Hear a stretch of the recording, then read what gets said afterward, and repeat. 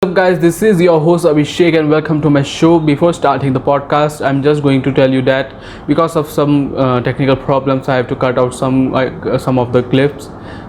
So if it is possible, I will going to post that full podcast on Spotify. So I am really thankful to Mr. Abhilash that he took out his precious time. Abhilash is a engineer entrepreneur, and he have made the couple of videos on nature, which I will going to give the link in the description.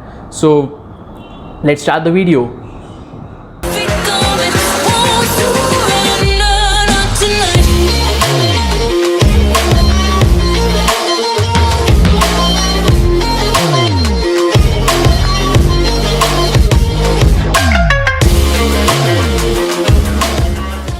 So welcome Abhilash in my podcast, and Thanks, man. let's start with the question. Let's jump on the first question. So how bad our situation is in the case of climate change? I think on a global perspective, on a macro perspective, we are kind of heading towards a destruction. And I don't say that because we will run out of good air to breathe, or we're running out of water to drink, or glaciers are melting. Not because of that. It's because the path that we are on right now. There's no definitive way to curb are unsustainable ways of growth. So I think so that is how bad the situation is. So if you are in a very bad state and still have a good action plan to get back on track, then I'd still call it hopeful. But then right now I don't think we have a lot of options left if we keep continuing with the current way of unsustainable growth. Okay, so because I have already read that in many scriptures that in the end of the world that the human beings going to have shorter lifespan than compared to now. So I think the prediction is somehow right because we can see the conditions now. There are lots of carbon in the air, and also the plastic, the microplastic gets really get dissolved into the seas, and it is consumed by the aquatic animals also. So we can see that the lifespan is really going to get shorter in comparison to now. So let's move on to the next question, which is who is responsible for forest fires? Because we can see in news that California fire is very famous. So who is Okay. responsible for that? Okay, I think that question needs like a two-part answer. First thing is how what is the real scenario? When you look at the Amazon or when you look at bushfires, there's a lot of fires, that forest fires that happen in India as well. Most of it goes unnoticed, and if you would ask me, I trek a lot, like not a lot, but then I trek frequently enough. So when I see trekkers going somewhere, especially when we camp or something. I think humans are in generally very lethargic, and they don't quite take the precautions when it comes to camping or when they go into a forest. So, Mhm. if you directly ask me who's responsible for the fires, it's 100% it's humans. Okay, there are maybe something like 30% of the forest fires, maybe they are naturally created, but otherwise humans are mostly responsible. But if you see that, if you look at forest fires in general, see that is not the only reason, or forest fires is not something that's happening, just today or only during 2020. All this bushfires happened, California forest fires happen. That's not something that happens just now. This is something that's been happening over years and years. So when humans initially started cultivating, we had to clear forests, and back in the days we didn't have enough machinery, so people eventually burnt burnt down forests. But that was more of a controlled burn down. Even there's I've read articles about Native Americans who consider the Amazon forest their god, and they worship the forest, and even they resort to burning forests, controlled burning of forests. And this is not something over the last 100 years or something. This is something that they've been doing since the start of their time. So, but I think the problem is that we end up probably looking in a very narrow perspective that forest fires is going to create it's going to pollute the air and all that. Yeah, it sure does. But then Yeah. forest fires is not, controlled forest fires is something that's been already happening. But what we're facing now is outcome of carelessness, ruthlessness, and most of all, we don't give a damn anymore, and that is really sad. Okay. So, what are the consequences that we are going to face due to the forest fire? Because there are tons of trees get burned up, and even the animals also get burned in it. So, what will be the consequences? Consequences, if you see, so eventually when trees burn down, I think this is some sixth standard biology and science. Trees burn down, there's going to be more greenhouse effects, and the earth is going to get warmer. But that doesn't mean that planting more trees everywhere is going to solve the problem. See, we right now we are heading towards, when I say, when I initially said we are going towards a path of destruction. Amazon is burning down today. Tomorrow, we may think that, we have a huge Sahara desert. Let's go plant trees all throughout Sahara. That's not going to work, Yeah. because once you start planting trees in the Sahara, the Sahara desert is what gives the Amazon rainforest the minerals that it gets from every year's rain. So once you start planting trees all over Sahara, that's not going to bring back, restabilize the damage that we've done. So consequences wise, if you see, forest fires definitely has a very bad consequence. Yeah, yeah. I've read about that the two times more carbon trapped into the glaciers also. So if the temperature globally gets raised, so automatically the gases which will be released from the ice to the atmosphere. So it is. I think I've read that it is two times more carbon that are trapped in the glaciers than the atmosphere.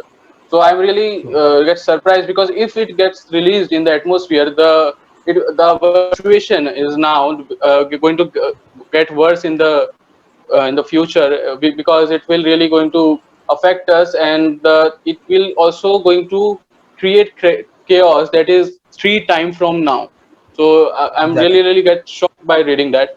So what are the current projects or research to slow down or to stop climate change? I think, globally, I think there's a lot of research and advances going on, both in the fronts of renewable energy and in terms of controlling climate change. But Yeah. there's some of the recent developments, if we have to concentrate on the last 10 to 15 years. A lot of smaller countries are doing a huge change. So, for example, if you take Bhutan, for example, so they are one of the smallest countries, one of the newest countries in the world, and they have Yeah. policies that mandate that they about 60% of their about 60 or 50% of their you know geography remains forest. And Bhutan is one of the countries that is immediately going to face the wrath of climate change, because they lie right beneath a glacier, and any minor climate changes is going to kill them right away. But on the front of research, if you have to focus, I think there's a lot of uh, I wouldn't call a lot of innovations, as in I wouldn't call a lot of discoveries, but there's a lot of innovations that's happening today to improvise the kind of to improvise the efficiency of energy we use. So, for example, solar panels is something that the wave started about 50 years back, and probably we are in the peak of using solar panels now. But then again, I say that this is not a definitive path to reducing or balancing climate change, because once solar panels lose their lifetime of about 25-30 years, we don't know where they'll end up. So if they're again going to end up in landfills, so that is only going to contribute more to whatever is already burst now. So I think research should the research upcoming research should focus more on what's more sustainable and improve the efficiency of existing technologies we use. Okay, so I've read about one innovation that our scientist is doing. So in which they are trying to just absorb all the carbon from the atmosphere, and the cost of it is around $100 per 1 ton of carbon.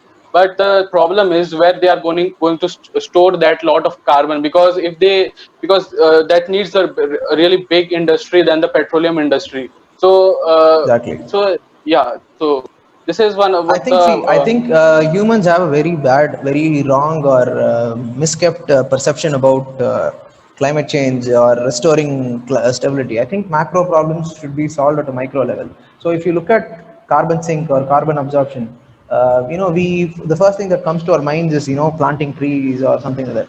But if we see what you and me can do, if we reduce the amount of plastics we use, if we reduce the amount of plastic that we literally deliberately throw on the roads, that would absolutely. save, at least, on a cumulative basis, if say if a huge town, decides there's not going to be any sort of plastics in the town, then that will actually save aquatic life, because the wrappers that you're throwing today is going to eventually end up in the sea or rivers or somewhere. It's going to, and we are already facing massive decline of aquatic culture, especially huge mammals, huge whales, and larger creatures in the ocean. We are losing a lot of them, and these creatures or these aquatic wildlife, they are specifically responsible for absorption of a large volume of carbon. And so if you look at this at a micro scale, where you and I decide not to throw any wrappers, that's a very simple decision.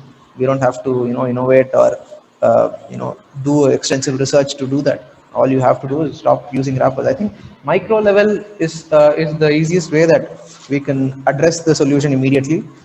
Changes will happen very slowly, because it requires a lot of coordination. That's going to happen very slowly, but it will surely happen.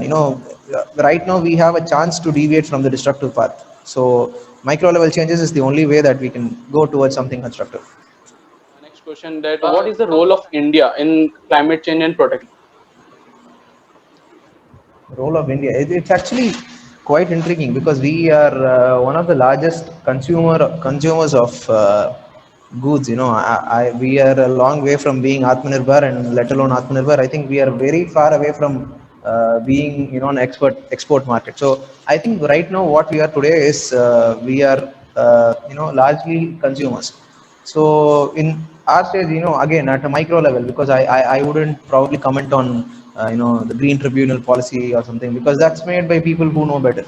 So if I look at a micro level, I think when consumers start demanding for products that are more sustainable, so I think that is going to create, there's going to be a butterfly effect, and that's going to create the room and avenue for more people to be, sustainable in their products. So I think that's where I think Indians play a role.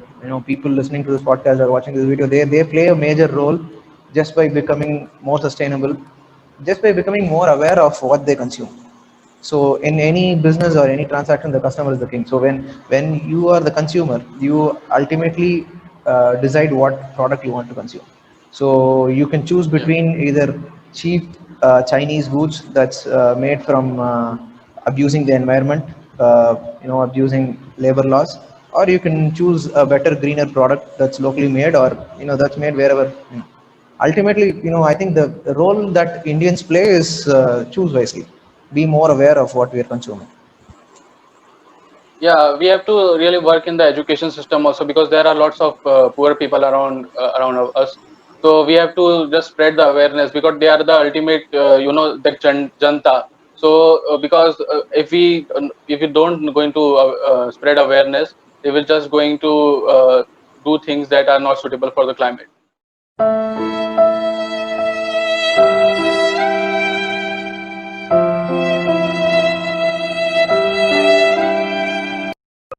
So yeah, so like I was saying, so nature sign, especially during COVID and all that, I think we take it too optimistically. So one thing that we'll have to come to accords with is that nature or the planet existed way before we came into existence, and it's going to be there long after we are gone. So I think this entire saving the earth bullshit is something that humans, lie to ourselves.